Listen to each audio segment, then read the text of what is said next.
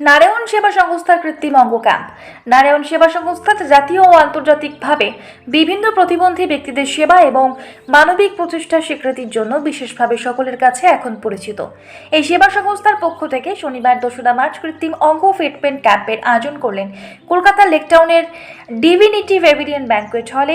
এই বিশাল অনুষ্ঠানে উপস্থিত ছিলেন রাজ্যের দমকল মন্ত্রী সুজিত বসু, সরোজকার কর্পোরেশন লিমিটেডের চেয়ারম্যান তন্ময় ঘোষ, দেশের প্রথম দৃষ্টিহীন আইনজীবী কাঞ্চন গাবা, বিশিষ্ট শিক্ষাবিদ মাসুম আক্তার এবং সংস্থার প্রধান প্রশান্ত আগরওয়াল সহ অন্যান্য বিশিষ্ট অতিথিবর্গ। এদিন প্রায় 350-র বেশি অক্ষম ব্যক্তিকে দিব্যাঙ্গদের কৃত্রিম অঙ্গ দিয়ে সুন্দর একটি নতুন জীবন উপহার দিলেন নারায়ণ সেবা সংস্থা। এছাড়াও এই সংস্থা উদ্যোগী হয়েছেন বাংলার দিব্যাঙ্গদের স্বনির্ভর করতে। বিনামূল্যে এই পরিষেবা দিয়ে যাচ্ছেন নারায়ণ সেবা সংস্থা। থেকে বনি সিংহের রিपोर्ट, बेंगल स्टार न्यूज।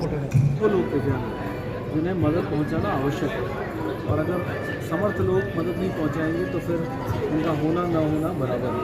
मानव जीवन मिला है श्रेष्ठ जीवन 84 लाख देवियों में, उसमें अगर आपने औरों की मदद नहीं की तो इस जीवन का कोई विशेष सार्थकता रहती नहीं।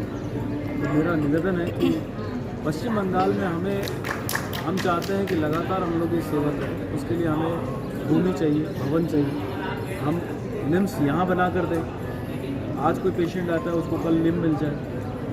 वोकेशनल ट्रेनिंग प्रोग्राम यहाँ चलाएं, फिजियोथेरेपी केंद्र यहाँ खोलें और यहाँ की जनता को लाभ मिले। ऐसे सेवा केंद्र भारत के हर राज्य में, शहरों में बन रहे हैं। যারা শারীরিকভাবে যারা প্রতিবন্ধী বলছেন তাদেরকে নিয়ে কি আপনাদের কোনো পরিকল্পনা আছে?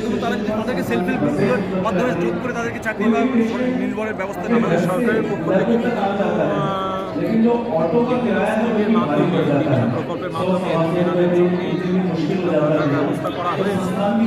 যদি এনাদের মধ্যে থেকে কেউ চাকরির জন্য সেই কাজের জন্য উপযুক্ত হন, নিশ্চিতভাবে সরকারের পক্ষ থেকে তার ব্যবস্থা নেওয়া হবে।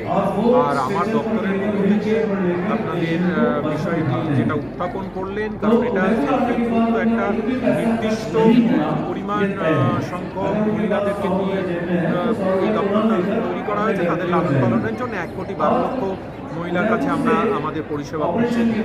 তাদের বিভিন্ন প্রকল্পগুলোকে আমরা সাহায্য করি অর্থনৈতিক এবং সামাজিকভাবে। নিশ্চিতভাবে আগামী দিনে যদি এরকম কোনো প্রস্তাব বা আবেদন আসে, আমরা সেই বিষয়ে চেষ্টা করব যাতে সেই বিষয়ে আমরা কিছু করতে পারি। নিশ্চিতভাবে আমরা যারা আছেন তাদেরকে নিয়ে যদি কোনো উদ্যোগ নেওয়া যায় বা তাদেরকে প্রশিক্ষণের মাধ্যমে যাতে তাদের বিকল্প অর্থনীতির যদি কিছু ব্যবস্থা করা যায়, সেই বিষয়ে নিশ্চিতভাবে আমাদের সরকার এবং